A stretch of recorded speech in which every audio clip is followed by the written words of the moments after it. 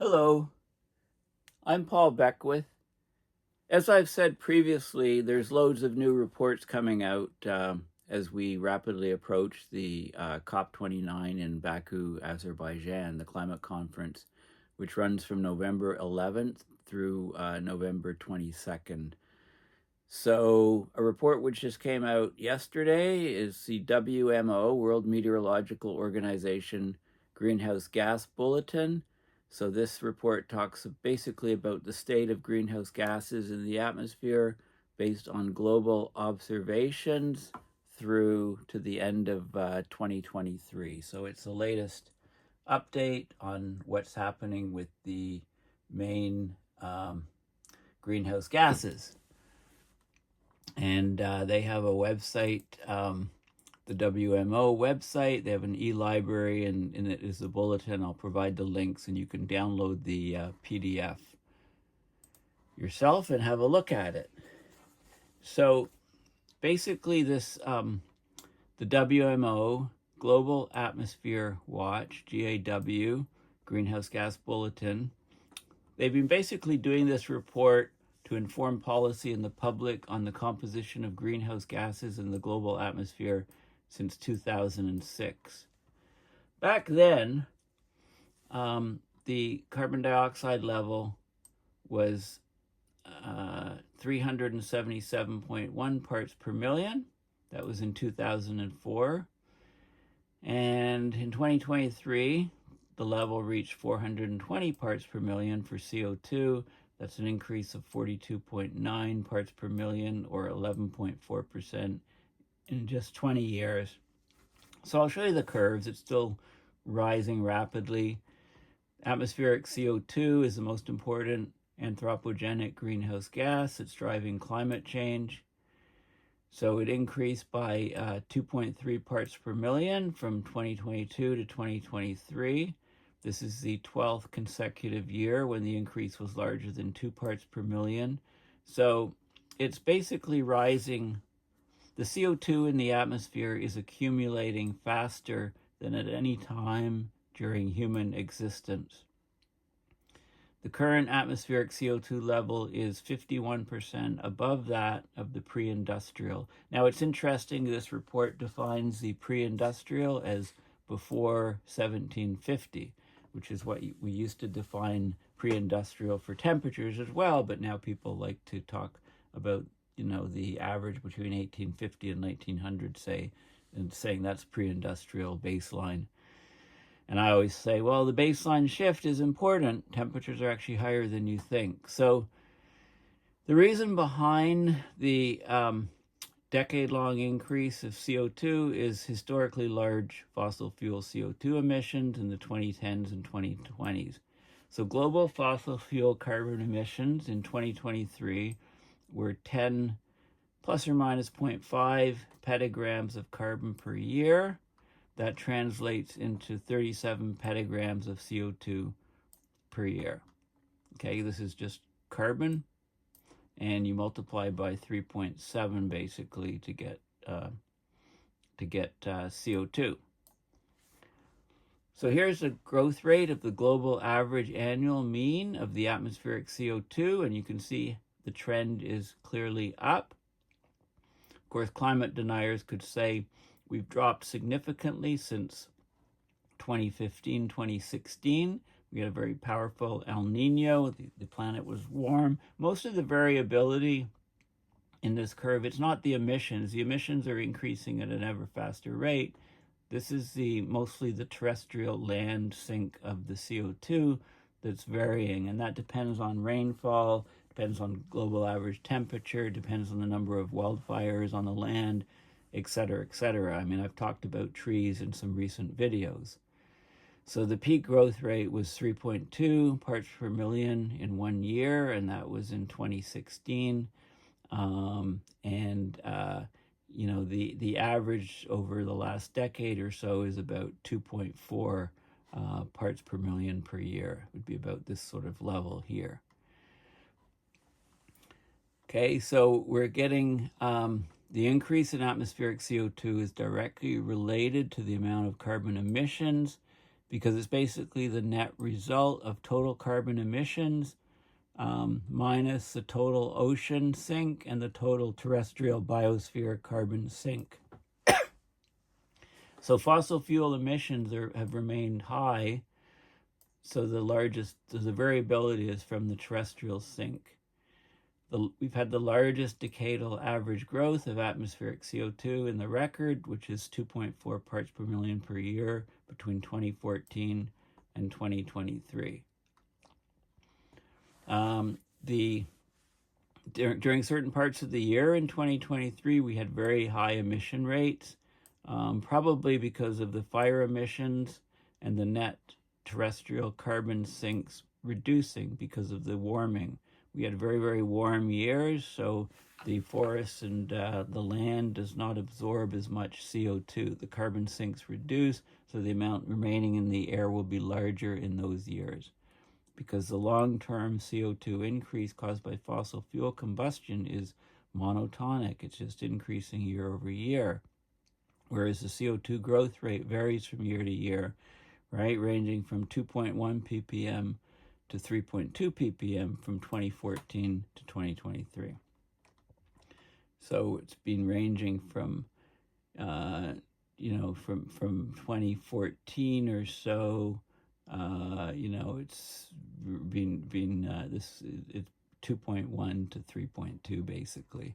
So there's large variability. That's quite a large variability because of the variability of the terrestrial biosphere. And this is confirmed by measuring the stable carbon isotope ratio, so-called 13 carbon to 12 carbon ratio in atmospheric CO2. The ENSO, El Nino Southern Oscillation, is the main driver of the interannular variability. When the ENSO is occurring or when a La Nina is occurring, versus when an El Nino is occurring. Okay, so very, very different effects on the land and responses. That affects the photosynthetic CO2 uptake, the respiratory release, fires, and so on. So in May 2023, we transitioned from a 3-year-long La Nina, the cooling period, to an El Nino, so the cold phase of the ENSO to the warm phase. And that caused a record high global average temperature during the warm phase. We also had, so with the large CO2 increase in 2023, we also had the largest increase in carbon monoxide in the past 2 decades, and carbon monoxide is usually from incomplete combustion. The enhanced carbon monoxide levels from background locations far away from traffic and industrial emissions, where a lot of it is produced, that's a good indicator of fire emissions. So in Canada, we had the worst wildfire season on record in 2023. That emitted 0.65 petagrams of carbon, comparable to the annual fossil fuel carbon emissions of some large nations. Australia was dry, severe bushfires, global fire carbon emissions were 2.4 petagrams, 16% above average. So the net ecosystem carbon exchange, the amount of carbon captured in the terrestrial sinks, land fluxes, was 28% lower in 2023. There's an atmospheric tracer transport model, and they look at the isotopic records. And this is because extreme heat occurred, and that stressed many terrestrial systems, so they absorbed less carbon. Plants did absorb less carbon. Growth was reduced in the very warm temperatures. So they're still doing research to look at the exact source and sink attributions for the large CO2 increase. Okay, so, wildfires moving forward can release more CO2. The warmer oceans absorb less CO2. So these feedbacks are very, very important, not to mention the feedbacks of carbon from the Arctic. Now, this is an interesting plot because it shows basically year across here to present. And this is the equator, 30 degrees north, 90 degrees north. And if you take the sine of the latitude, then it kind of linearizes it. So, it has an equal gap between heat from here to here and here to here. And it shows you, here's a very powerful El Nino, 2015, 2016, very, very high growth rates of atmospheric CO2 because the land was just not responding by absorbing. I mean, the sinks were basically failing that year with the strong El Nino, very, very warm conditions, record warm conditions. And here we have, a large increase, and part of this is wildfires and, other factors, but you can see, it looks like more is coming from the Arctic too, the high Arctic. So we'll talk about that more. So basically, the latest analysis of observations from the World Meteorological Organization, Global Atmospheric Watch, this is observations, right? The globally average surface concentrations for CO2, methane, and nitrous oxide reached new highs. CO2 at 420 parts per million, methane at 1934 parts per billion, and nitrous oxide N2O at 336.9 parts per billion. That's increases of 151% for CO2, 265% for methane, and 125% for nitrous oxide relative to pre-industrial, and again they define it as before 1750 levels. Okay, and they attribute the natural variability to the change in the terrestrial sinks. Okay, so then they broke it down. So this is the global mean abundance of CO2, methane, and nitrous oxide. I just mentioned these numbers. This is the increase relative to 1750, highest for methane by far. The absolute increase, 2.3 ppm for CO2 in 2022 to 2023, 11 for methane, and 1.1 for nitrous oxide. And the percentage increase and the mean increase over the last 10 years.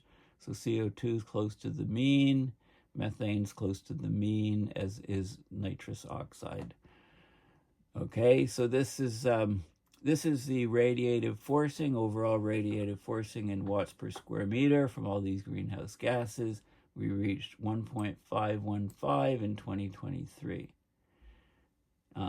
overall. Okay, and this is a component due to CO2, the largest component by far. This is a component from methane, the next largest, from nitrous oxide. This is from CFCs, pretty high, and HCFCs and HFCs, other fluorocarbons. And these are where the monitoring stations are for CO2 in the last decade. This is obviously ships traversing these areas each year, doing the set pattern, and then all of the ground stations in red. Okay, so this is a breakdown. This is a contribution of the most important long-lived greenhouse gases to the increase in global radiative forcing from pre-industrial era to 2023. So you can see CO2 is 2/3, 66%, methane 16%, followed by nitrous oxide is 6%. So these three, if you add this up, you get about 88%, and the other 12% roughly is from various forms of CFCs. So CFCs directly 9%, HCFCs 2%, and HFCs 1%, and that basically completes the cycle. So we know the contribution of the forcing to within less than 1%. Okay, so we know very accurately what's going on. And then it breaks down things into the main gases. So we've got CO2, single most anthropogenic greenhouse gas in the atmosphere, accounts for about 66% of the radiative forcing by long-lived greenhouse gases. It's been responsible for about 79% of the increase in forcing over the past decade, 77% of the increase over the past 5 years. So it's the most important, and it's getting a lot worse quickly. The pre-industrial level was about 280 parts per million, actually 278.3. We reached 420 in 2023. Here's what the curves show. So you can see the fluctuation during the year to year, and you can see If you follow this curve up, it's bending upwards, increasing at ever faster rates. This is the growth rate in parts per million per year, shown here, how variable it is. And a lot of the growth rate change from year to year, as I said, is due to what's happening to the plants on the land. The terrestrial sink is what has the most variability and is responsible for most of this variability, because emissions from humans, anthropogenic emissions, are increasing monotonically. They're not fluctuating year to year like this. The rapid increase in atmospheric methane and the decrease in the isotopic ratios, it suggests that the dominant factor for increase in methane is microbial emissions. Okay, that's the biggest factor. So concerns about climate feedback are not limited to CO2. From 2020 to 2022, atmospheric methane experienced its largest 3-year increase, 15.4 parts per billion per year, since the measurements began in the 1980s on methane. The observations and model simulations and isotopic data shows a significant increase in methane emissions from natural wetlands in response to warmer temperatures and wetter land conditions, especially during the 2020 to 2022 La Nina or cool phase of the ENSO, cooling phase. Atmospheric sea methane is the second largest contributor to increased climate forcing. It's emitted from anthropogenic or human-derived sources like fossil fuel exploitation, livestock, waste and landfills, rice cultivation. It's also from natural sources like wetlands and shallow lakes. It's removed from the atmosphere by reacting with various oxidants. It's consumed by soil microbes. But there's fingerprints in the stable carbon isotopes, the carbon 13 to 12 ratio, which is del 13 carbon for methane. So it gives unique signatures of where it's coming from. So here's what the result is. If you have methane from microbial sources, it's very light. And if you get it from fossil fuel emissions, it's heavier. And if you get it from biomass and biofuel burning, BB, it's the heaviest. Okay, so when you balance all of the ratios, you can see where the source of the methane is by looking at the isotopes. And what we're seeing is that more and more is coming from microbial emissions. Okay, so this seesaw illustration, it's like a seesaw. It's like this is the fulcrum point, the balance point. So lighter to the left, heavier to the right. So microbials, sources like our wetlands, livestock, waste, and rice paddies, that's the lightest methane, the lowest del 13C. Pyrogenic sources like wildfires and biofuels are the heaviest. Fossil fuels are in between. Okay, so based on what we measure from these ratios and the amount of methane coming out, we can say where we think it's coming from. So this is methane mole fraction in parts per billion increasing. And this is the isotopic ratio decreasing. So we're going to lighter and lighter methane ratios, which means more and more microbial sources for methane. Okay, and this is a problem because it can, one of the possible, so it's wetlands. It's not wetlands in the far north, it's wetlands in the tropics, wetlands in the temperate regions. Now, another big worry, of course, is the thawing of Arctic permafrost. That would release organic carbon. Microbes would convert to CO2 and methane. But we haven't seen a large increase in carbon emissions from the Arctic yet.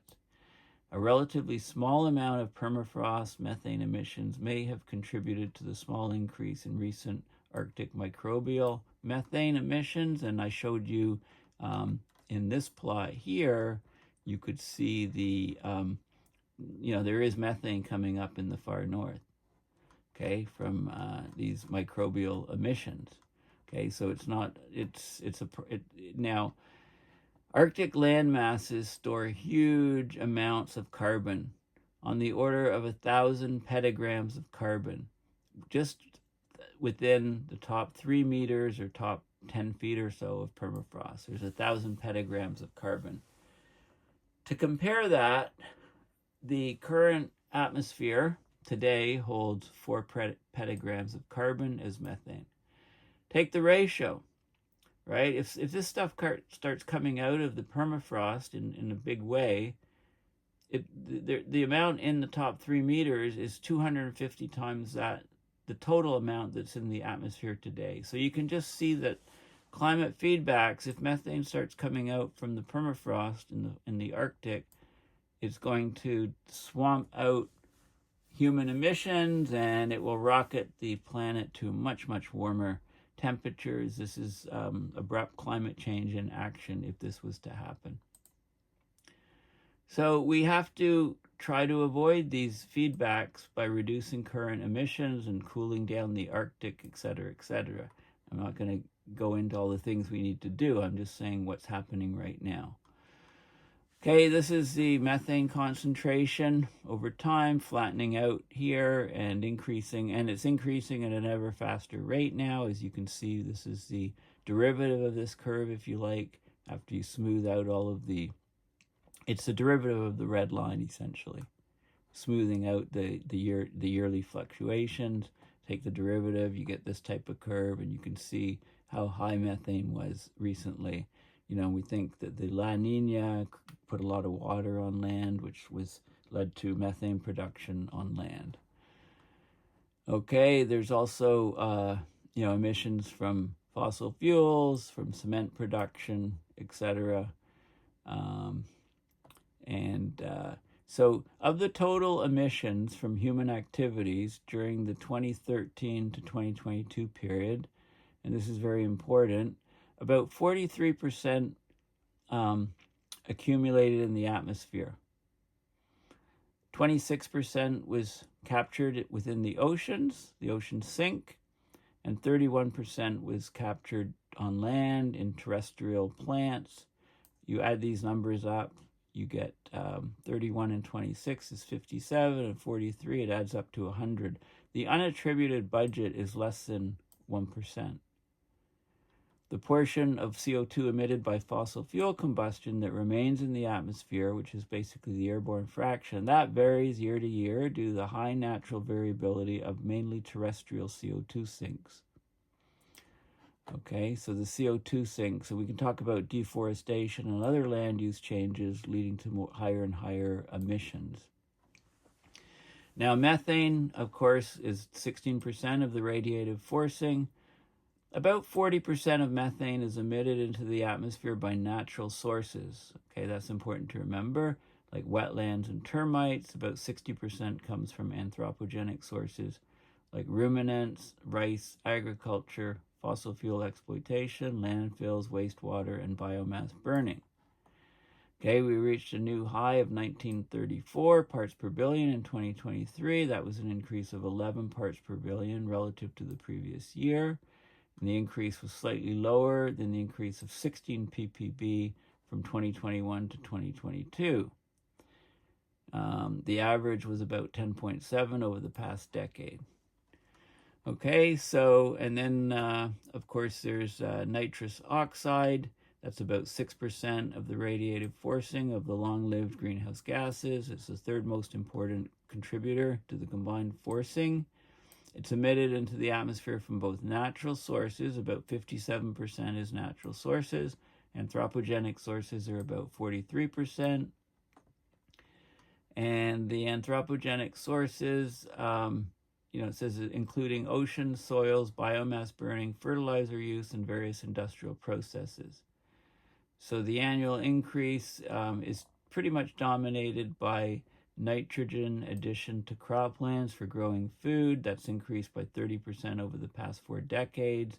And so the increase that we see in nitrous oxide is mostly the growth in the in that particular, our nitrogen addition to grow foods. And then there's the CFC. So this is nitrous oxide concentration, parts per billion, also sloping upwards. And this is the growth rate, and the growth rate pretty much tracks the increase of nitrogen going onto croplands for growing food.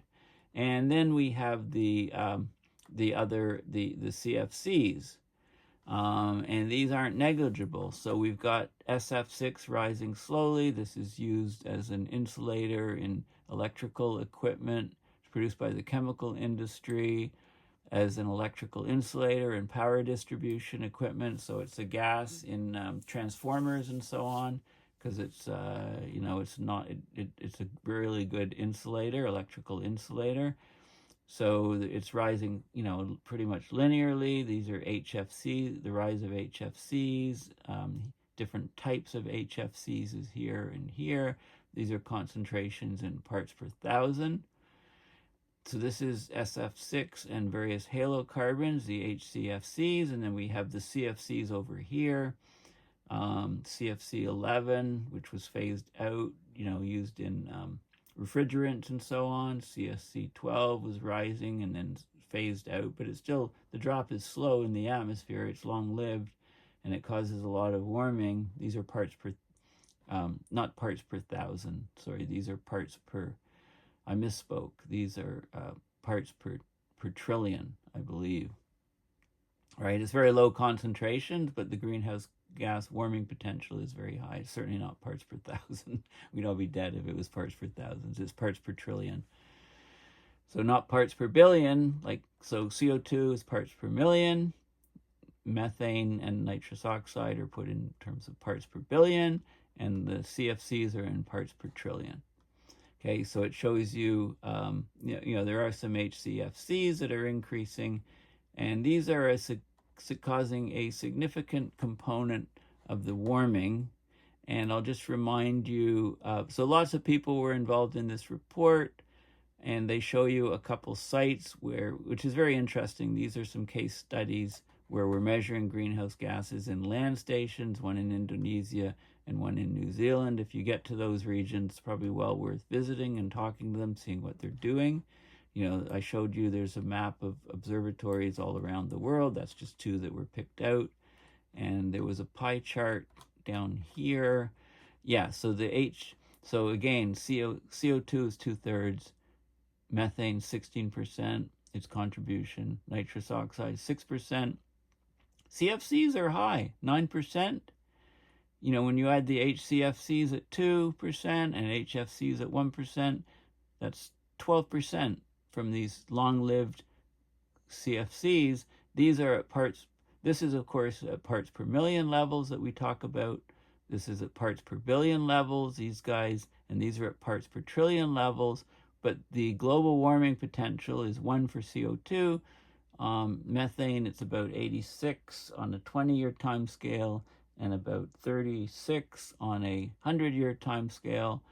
Nitrous oxide is very, very high global warming potential, and these guys are so it's like 300 or something for nitrous oxide, and CFCs are like tens of thousands of global warming potential. So although they're only at parts per trillion, they're still having a significant chunk of the warming pie, if you like, the global radiative forcing pie. Okay, so that's very important to remember. Anyway, I highly recommend that you have a look at this report, and you'll learn a lot about what is causing the warming on our planet. Please consider going to my website, paulbeckwith.net, and donating to PayPal to support my research and videos. And also please consider specifically donating in aid of my travel soon to the United Nations Climate Conference, the COP29 in Baku, Azerbaijan. So, I'm getting there. I'm approaching the goal for covering my travel and room and board at the conference, and I'll be doing lots of videos and lots of interviews, both from this channel, also for Climate Emergency Forum, and also for some other groups as well. So thanks for listening. This is a very, very important report that's just come out. Again, you can just Google WMO e-library, and it's just a report that was released on October 28th, 2024, just a few days ago, and you can download the PDF and, get all the charts and data on all of the greenhouse gases, from CO2 to methane to nitrous oxide. the radiative forcings, where we're measuring it around the planet, the contribution of all the different gases to the overall global radiative forcing, and the curves going back to the mid 80s, and the growth rates of each of the gases, and the isotopic ratios of carbon 13 to 12, allowing us to say that more and more methane is coming from microbial sources like wetlands, livestock, waste, and rice paddies. And it's not pouring out of the Arctic yet, but remember that the top 3 meters of the Arctic permafrost has as much methane in it. It's got 250 times more methane in the top 3 meters of the permafrost in the Arctic than does the current atmosphere. Current atmosphere holds 4 petagrams of carbon as methane, CH4. Arctic land masses hold 1,000 petagrams of carbon just in the top 3 meters of the permafrost. So if we continue to have a hugely warming Arctic, that stuff will eventually come out in spades and completely change our climate system. So it's good to keep that in mind, the Arctic permafrost. Anyway, thanks for listening, and bye for now.